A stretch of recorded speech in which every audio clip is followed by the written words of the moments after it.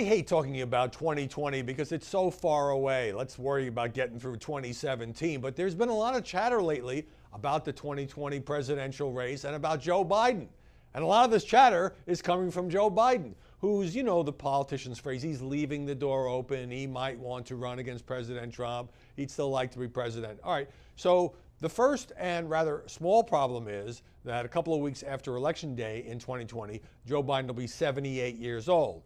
Not usually the age, shall we say, in which one first takes office as president. There's that. But what's also interesting about the former vice president, and he has a book out, it's a memoir that involves in part the death of his son. So he's been on television, and naturally people ask him about his political future, and he's been saying, well, you know, you never say never. I mean, that's what politicians do. You could be 106. They'll say, I haven't ruled it out.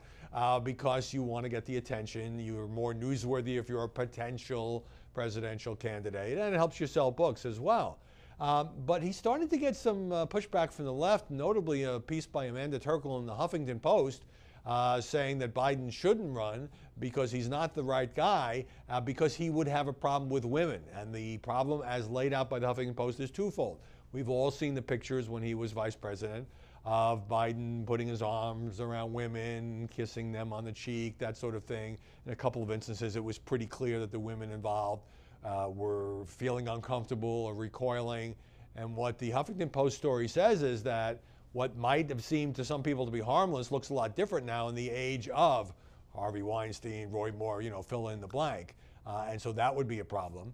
Secondly, people have long memories on the left. 1991, Joseph R. Biden Jr., chairman of the Senate Judiciary Committee, handled the hearings in which Anita Hill made her sexual harassment allegations against Clarence Thomas. A lot of people felt that, and Anita Hill herself felt that Biden was not fair to her, didn't let enough evidence in, didn't like the way he ran those hearings, and there was still some lingering resentment from that.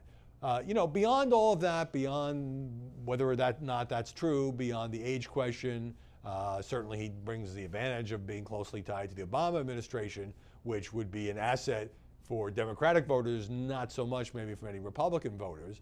And you got to say, whether you like Biden, you don't like Biden, he's a very authentic guy. He does have substantial appeal to working class voters. He speaks from the gut. He's not a focus group politician. Would have done a lot better in Michigan and Pennsylvania than Hillary Clinton did. But he's been around forever. I mean, he was a senator for 35 plus years before he became Barack Obama's vice president. So he can't exactly run as a fresh face who's going to clean up Washington.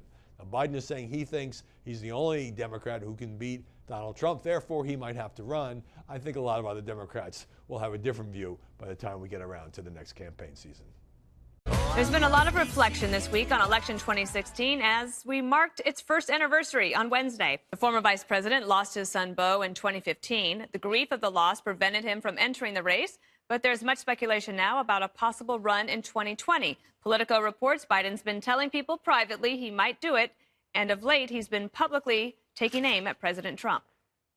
This has gotten so sort of coarse, so vile, so demeaning, and our children are listening. This is eating at the fabric of this country.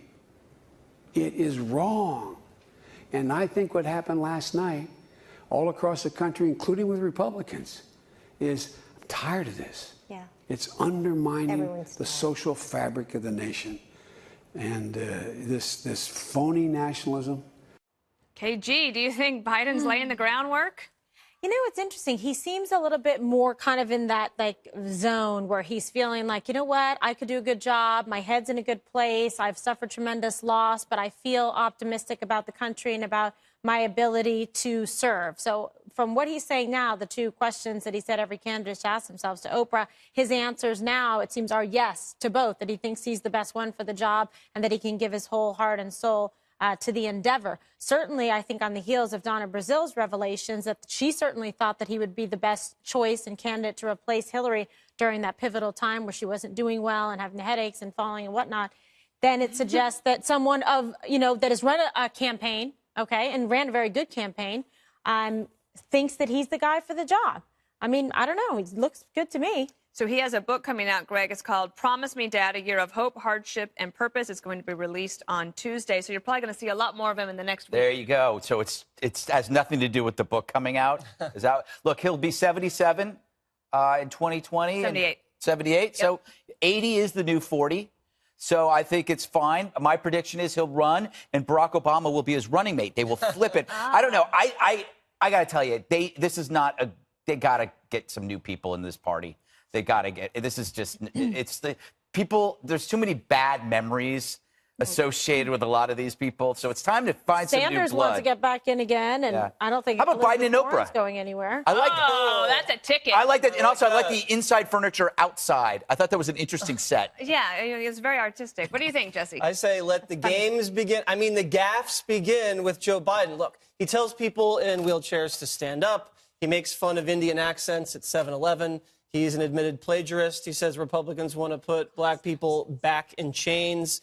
I think he drops the F-bomb on hot mics, and he gets a little handsy in photo op lines. He's also got the worst foreign policy instincts of anybody in his generation. Lifelong politician, I think he was against all of Reagan's push to take down the Soviet Besides Union. Carter? Yeah, Okay. but, well, that's a close second. You're getting crazy now. He voted against Desert Storm and against the surge. He was against the bin Laden raid. Didn't want to pull the trigger on the raid. So listen, he does have some natural assets against President Trump. I think he's a straight-talking guy.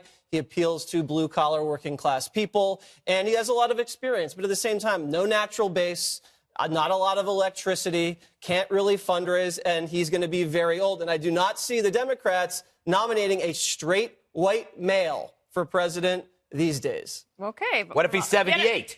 You better hold on to all these points, because I think you're going to need them again. Trump will eat his lunch. I think that the Democrats cannot win, on Greg's point, by going backwards. They need to find someone of a more contemporaneous nature, a younger, vibrant, energetic person who has nothing to do with Clinton's or even Obama's. You have to start over again. Kamala Harris? Well, but I was thinking that he was suggesting Kamala, but she also is tied in with the Obamas and with Clinton's, more so a little bit with the Obamas. But I mean, that age, I was with Trump during the Puerto Rico trip, his very controversial Puerto Rico trip. What I marveled at, and knowing him now for over 40 years, what I continue to be impressed with is his energy. He's nonstop. He is so quick. Biden is a reasonably fit person, but he's a traditional politician. He's not used to being attacked the way Trump will attack him. He lacks that charisma. I don't think he's ever campaigned effectively for national office. He did okay against Paul Ryan, another traditional politician. But against Donald Trump, it's like he will really be disadvantaged.